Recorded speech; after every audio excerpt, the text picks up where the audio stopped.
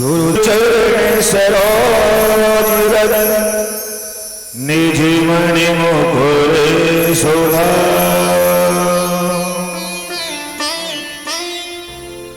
वरिणहु रघुवर विमल जसु जो दायक फल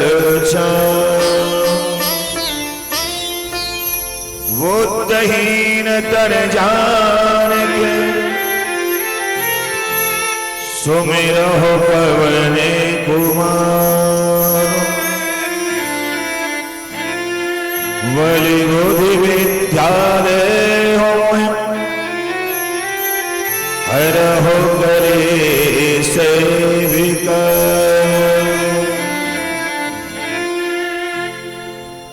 भक्ति भक्ति भगवंत गुरु चतुर नामे बपुए तिनके पद वंदन किए नासहि विघ्न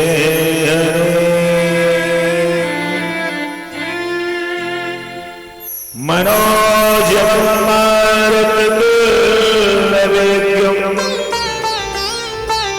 जितेन्द्रियं बुद्धिमतां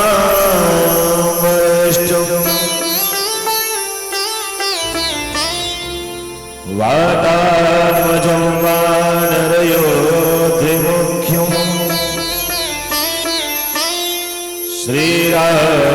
श्रीरामदूतं शरणं प्रपद्ये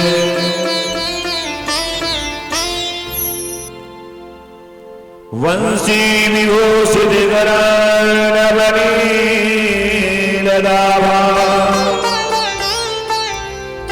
पीताम्बरतरुणिं विफलाधरोष्ठ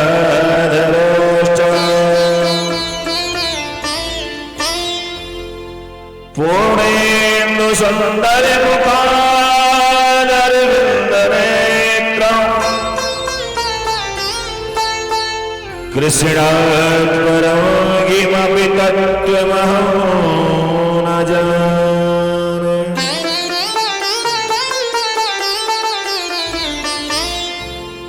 या देवी सर्वभूतेषु बुद्धिरूपेण शक्तिरूपेण सत्तारूपेण संस्थिता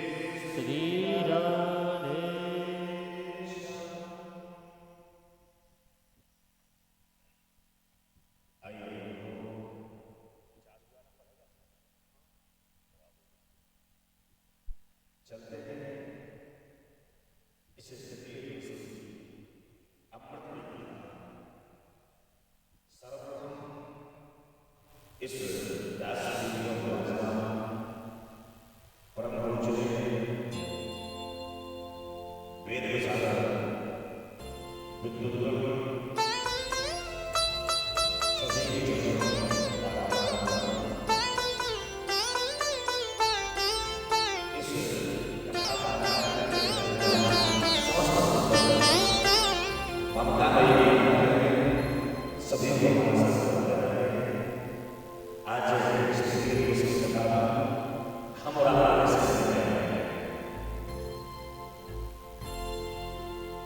आइए प्रवेश करते हैं उसके पहले अपने करने के लिए कुछ उसके बाद जब चाहे बाजार से चले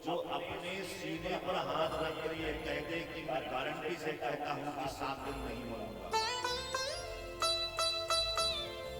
आवाज आ रही है? बोले महाराज, इस संसार में कोई भी ऐसा प्राणी नहीं है जो अपने सीने पर हाथ रख कर ये कह सके कि हम 7 दिन तक नहीं मरेंगे। इस चराचर विश्व में केवल मैं एक ऐसा प्राणी हूं जो ये बोल सकता है कि 7 दिन तक हमें कोई मार नहीं सकता, 7 दिन तक हमें अमर होने का वरदान है। संसार में इंसान को अतिथि कहते हैं। संसार में किसी भी चीज की कोई गिफ्ट होती है, लेकिन इंसान की गिफ्ट नहीं। इसलिए यहाँ से अतिथि, हम आपके यहाँ आए हैं, हम अतिथि नहीं हैं। हम अतिथि इसलिए नहीं है कि हम आपके यहाँ डेट को फिक्स करके आए हैं कि इस तिथि को आएंगे, उस तिथि को चले जाएंगे। हमारी तिथि आने की और जाने की बिल्कुल फिक्स है। बड़े निर्माण करते हैं, उस बात का निर्माण होने के बाद उसमें खरबों का व्यय भी होता है, उसमें आदि निश्चित हो जाती है कि कितने समय बाद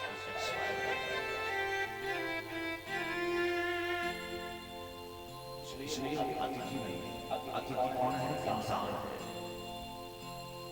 ना पता किस दिन आगे घरों में आ जाए, ना पता किस दिन संसार से चला जाए। संसार में मनुष्य एक अतिथि है, बकाया कोई भी अतिथि नहीं है। सब लोग सब तिथियां निश्चित की गई है। परीक्षित जी बोले महाराज, संसार में ऐसा कोई प्राणी नहीं है जो अपने सीने पर हाथ रख करके ये कहते 7 दिन तक नहीं मरेंगे। लेकिन मैं एक ऐसा प्राणी हूं, दावे से कहता हूं कि 7 दिन के पहले ब्रह्मा भी मुझे लेने नहीं आ सकते। सारी नगरी को हरवा दिया, अपने जन्मे को राजपाट सौंप दिया और वहां से निकल गया परमात्मा का चिंतन करने के लिए। जब हजारों ऋषियों को इस बात की जानकारी हुई कि राजा परीक्षित को 7 दिन में मरने का श्राप लगा है, जब भी कभी इस गांव के प्रतिष्ठित और अच्छी व्यक्ति लोग होते हैं, लेकिन अच्छी व्यक्ति पर कोई संकट आता है तो सारे गांव को कष्ट होता है। परीक्षित चक्रवर्ती सम्राट है, उनके राज्य में कभी कोई किसी को सता नहीं सकता। ऐसे राजा को जब 7 दिन में मरने का श्राप लगा, सारे संत महात्माओं का हृदय द्रवित होने लगा। सब देश में इकट्ठे होकर के आने लगे। राजा परीक्षित के श्राप का निवारण कैसे होगा, इस विषय पर विचार करने लगे, चर्चा करने लगे। उसी समय महाराज वेदव्यास के पुत्र भगवान सुखदेव जी भी, जो केवल कौपीन को धारण करते थे, दिगंबर तो है लेकिन कौपीन को पहनते हैं, एक नेक सो छोटो सो कमंडल हाथ में है और एक माला झोली हाथ में है, इसके अलावा और कुछ भी उनके पास नहीं था। भगवान सुखदेव ने कभी भी किसी के दरवाजे पर मांगने नहीं गए, और अगर गए भी हैं तो सिर्फ एक बार गए और ठीक उसके दरवाजे पर 5 मिनट रुकते थे, मांगते वो भी नहीं थे, दरवाजे पर खड़े हुए। जितना समय एक गाय को धोने में लगता है, उतने समय तक वो दरवाजे पर खड़े होते। यदि भिक्षा आ जाए तो अच्छी बात है, और ना आए तो कोई बड़ी बात नहीं, कुछ करके चल देते थे, लेकिन किसी से मांगा नहीं। ऐसे वीतराग संत हैं हमारे भगवान सुखदेव जी। जब राजा परीक्षित के सामने आने लगे तो संतों ने कहा, महाराज ये तो आज उल्टी गंगा बह गई। हमने सुना है कि प्यासा व्यक्ति कुएं के पास जाता है, ये तो ठीक है, लेकिन कुआं चल करके प्यासे के पास आ जाए, ये तो आज पहली बार देख रहे हैं। प्यासा कौन है? परीक्षित। तो कुआं कौन है? सुखदेव। सुखदेव रूपी कुआं उस प्यासे परीक्षित के पास चल कर के आए। आप संतों ने कहा, बोले महाराज देखो भगवान पधार रहे हैं, महाराज सुखदेव जी आ रहे हैं, इनसे आप जो भी बात कहना है तत्काल बोल देना, ज्यादा समय मत लगाना। क्योंकि जो संत होते हैं ना, उन संतों को कोई भी अपने की बड़ाई करे उन्हें पसंद नहीं आता। ऐसे सुखदेव हमारे सामने पधारे, सामने आते ही परीक्षित ने उनको प्रणाम किया और प्रणाम करने के साथ साथ सीधा एक प्रश्न कर दिया। वो चाहते तो बोल देते कि हे भगवान, हमारी मृत्यु का निवारण क्या हो सकता है। भगवान सुखदेव कर भी सकते थे, लेकिन उन्होंने ये प्रश्न नहीं किया। उन्होंने कहा, हे भगवान कृपा करके ये बताओ कि वर्तमान समय में मरने वाले प्राणी को क्या करना चाहिए। तो ये बात सही है ना कि हमारा पल पल मर रहे हैं, वर्तमान में भी मर रहे हैं। ना जाने आश्वास की आवन हो ना हो, हम और आप अभी 1:50 पर कथा श्रवण कर रहे हैं। 1:55 पर कथा सुन पाते हैं या बोल पाते हैं, इसकी कोई गारंटी नहीं है। सुखदेव भगवान से परीक्षित ने कहा, बोले भगवान कृपा करके ये बताएं कि वर्तमान समय में मरने वाले प्राणी को क्या करना चाहिए। सुखदेव भगवान ने कहा, राजा परीक्षित आपने बहुत सुंदर प्रश्न कर लिया, मैं भी आपसे कुछ पूछना चाहता हूं, हमारे प्रश्न का उत्तर दें, ध्यान देना।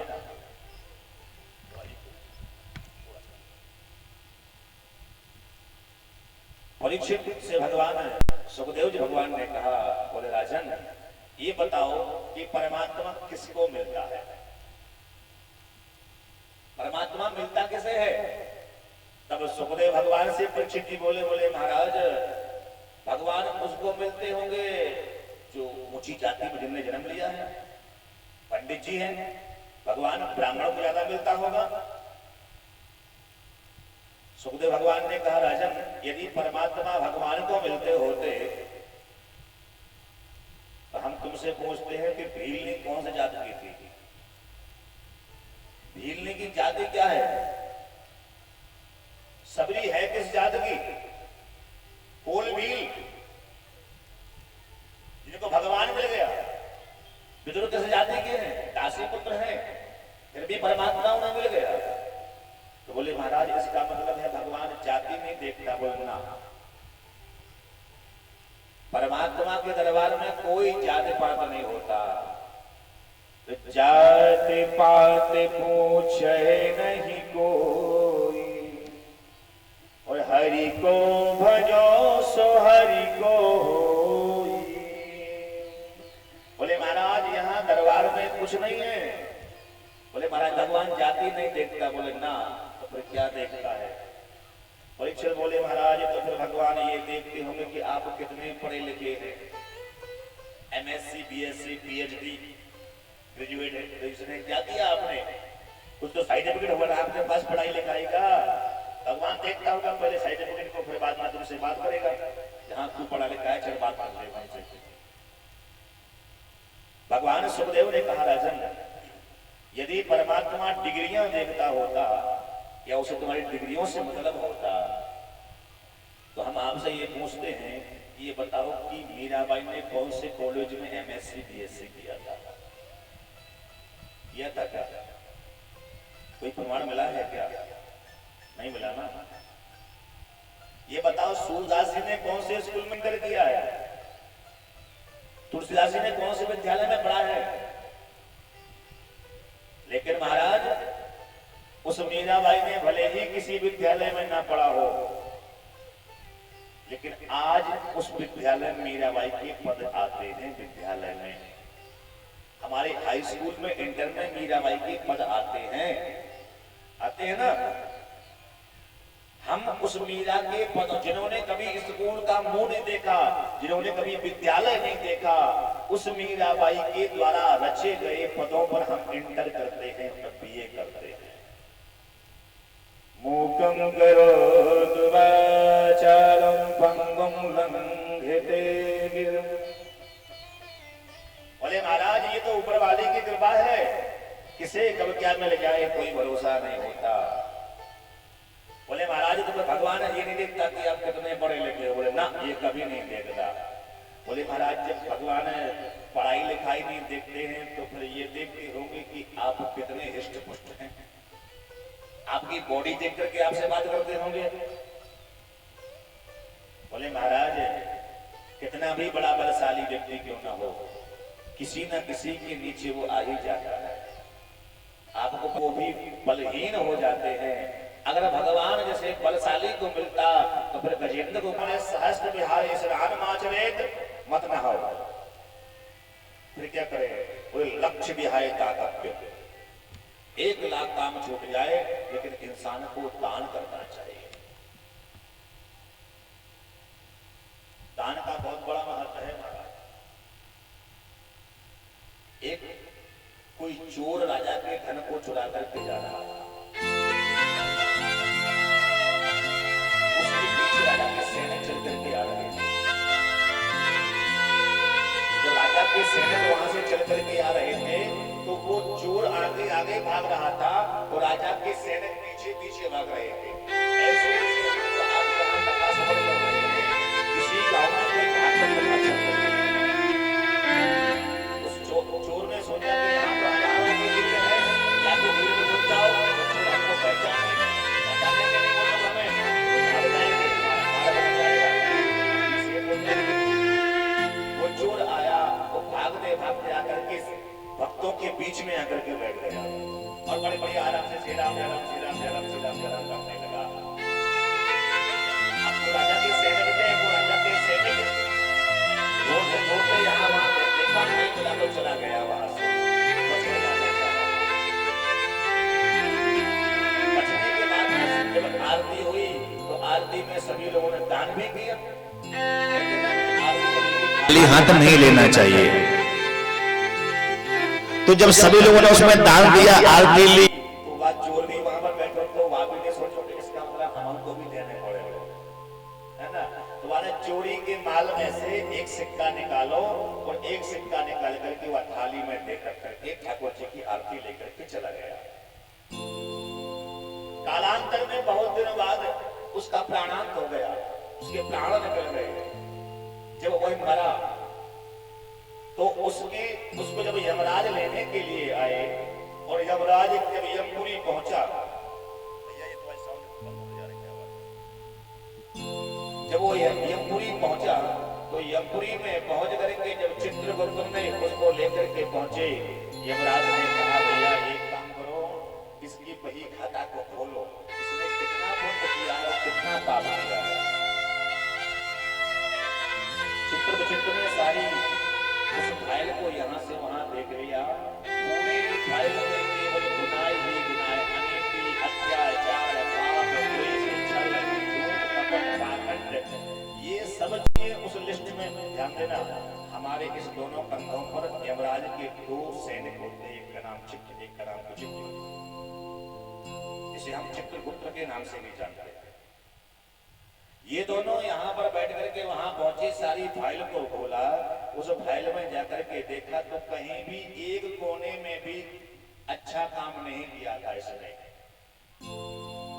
चित्रगुप्त बोले भगवान महाराज जी याने तो ये पूरे जिंदगी में ये दो अच्छे काम ना करे, सबके सब बुरे बुरे काम करे याने। यमराज बोले भैया यहाँ कहीं ना होता है, अरे हर इंसान कुछ ना कुछ तो अच्छा काम करता ही करता है जिंदगी में, भले जिंदगी भर में गलत काम किए हैं कभी तो अच्छा किया होगा। एक काम करो, फिर से इसको खोल करके, उसने फिर से खोल करके जब देखा उसको, तो फिर से जब खोल करके देखते हैं तो उसमें एक अंतिम कोने में लिखा था कि 1 रुपया दान, भागवत श्रवण और 1 रुपया दान। यमराज बोले बोले कुछ मिला? बोले हाँ हाँ महाराज, एक कोने में मिला है, एक जगह 1 रुपया का है। और वहां भी 1 घंटा कथा सुनी है वर्णन, ठीक है। अब उस जीवात्मा के पास यमराज पहुंचे और यमराज ने कहा, बोले हे जीवात्मा, तुम्हारी पूरी लिस्ट में जिंदगी में केवल 1 जगह कोने में दान लिखा है और भागवत कथा को श्रवण किया है। तो तुम्हें पहले इसका फल भोगना है कि जिंदगी में जो पाप किए हैं उसका फल भोगना है? जीवात्मा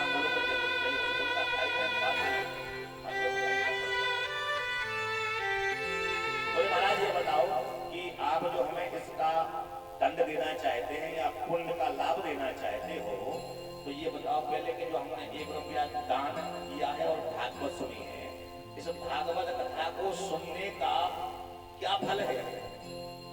कितना फल मिलता है इसका? अब यमराज बोले महाराज जो पता तो हम बनाए कि कितना फल मिले भागवत सुनने को। बोले महाराज जब तुम्हें इसको फल का पता नहीं है कितना मिल रहा है, तो तुम किस प्रकार से दे सकते हो? तुम्हें उसका पता ही नहीं है कि कितना इसका होगा, दान का अर्थ कितना होगा, इसका फल कितना हो रहा है, तो हमें क्या दोगे? यमराज बोले महाराज हमें पता ना है। वो जीवात्मा ने कहा, बोले महाराज ये बताओ किसको पता होगा? बोले इस बात का पता होगा ब्रह्मा जी को। चलो ब्रह्मा के पास चले। ब्रह्मा के पास जाने लगे तो जीवात्मा ने कहा, बोले ऐसे नहीं जाएंगे हम। तो कैसे जाओगे? पहले पालकी मंगाओ। अब अटकी तो यमराज की है ना, अटकी तो यमराज की है। बोले पालकी मंगाओ। यमराज ने पालकी मंगाई, चित्रगुप्त को उसका कहार बनाया, जीवात्मा उस पालकी में आराम से बैठ गया बड़े भाव से। बोले यही तो फल है उसमें भागवत में बैठने का। उस जीवात्मा ने उस पालकी में बैठ करके ब्रह्मा के पास पहुंचे तो ब्रह्मा जी ने जब सामने देखा कि चित्रगुप्त कहार बने हैं, एक पालकी लिए हैं, तो कोई बड़ा वीआईपी आदमी आ रहा होगा इसमें बैठ करके। ब्रह्मा जी के पास पहुंचे, यमराज ने प्रणाम किया ब्रह्मा जी को। बोले हे ब्रह्मदेव, कृपा करके ये बताओ भागवत में बैठ करके कथा सुनने का क्या फल है? ब्रह्मा जी बोले हमको पता ना है। जीवात्मा बोला उस पालकी में बैठे, बोले पीछे आओ, तुम पीछे जाओ। एक तरफ आगे लग गए ब्रह्मा जी और पीछे वो यमराज जी, वो जीवात्मा उस पालकी में बैठा हुआ है। अब कहां चले? बोले भगवान शिव को पता होगा इस बात का।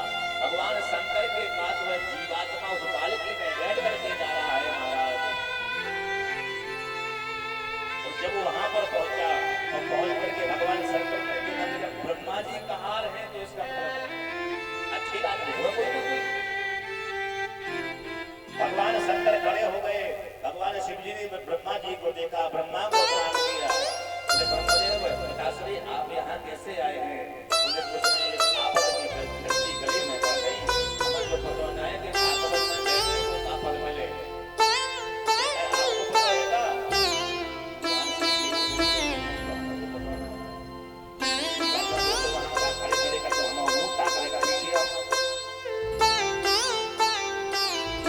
यमराज को बाहर कर दिया, भगवान शिव पीछे लगे, ब्रह्मा जी आगे लगे। बोले किसको पता होगा?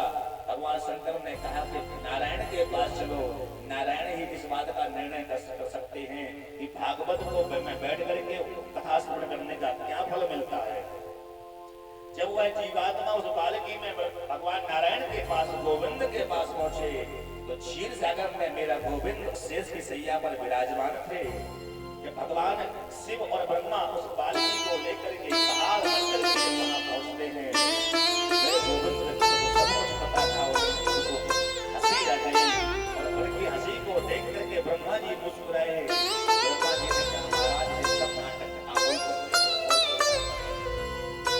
अब आप ये बताओ कि ये जीवात्मा आपके पास आया है, इसका कि भागवत में बैठ करके उस पांडाल में बैठ करके कथा सुनने का क्या फल मिलता है? जीवात्मा ने कहा भगवान नारायण से, नारायण यदि आपको पता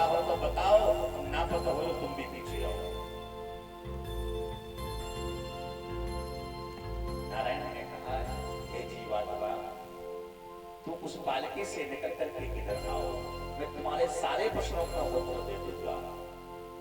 वह जीवात्मा उस पालकी से निकला और पालकी से निकल करके वह आकर के जब मेरे गोविंद के सामने आया, गोविंद ने कहा वहां खड़े मत रहो, यहाँ मेरे पास आओ।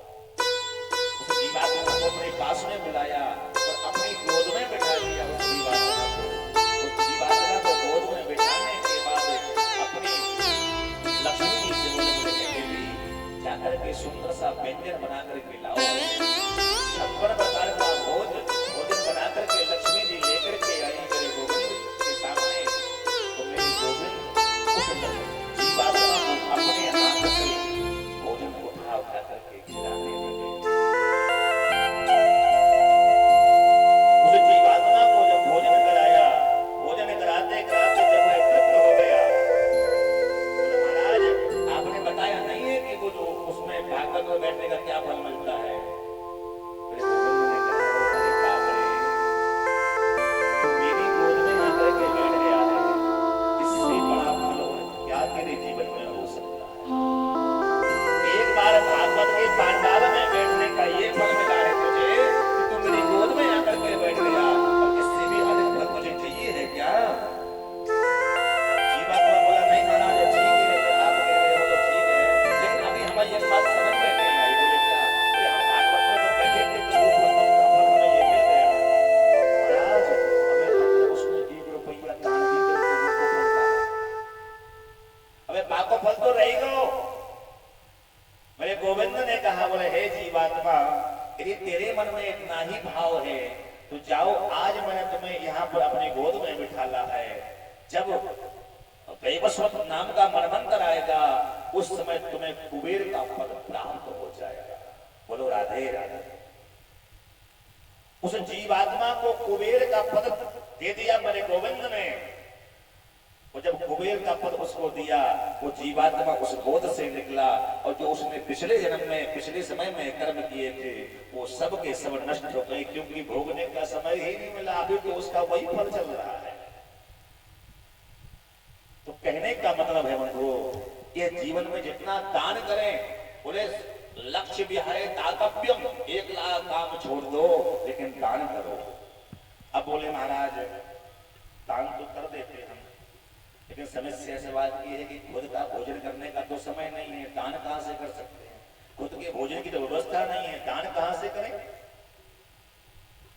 तब अंतिम बात आती है, बोले भगवान कोटि बिहाए हरि भजे। 1 करोड़ काम छूट जाए लेकिन भगवान का चिंतन कभी नहीं छूटना चाहिए। परमात्मा का चिंतन अविराम गति से करते रहें, कहीं भी रहें, किसी भी हालत में रहें, लेकिन भगवान का चिंतन करते रहो। अगर आप लोग भोजन बनाते समय भगवान का चिंतन करेंगे ना माताओं, तो आपके घर का सिलेंडर जल्दी खत्म नहीं होगा। क्या हो जाएगा क्या? हाँ, एक काम जरूर होगा, अगर फटने वाला होगा तो फटेगा नहीं, लाभ जरूर मिल जाएगा। इसलिए जिस जगह भी रहे, जिस हालत में रहे, उस जगह परमात्मा का चिंतन करें।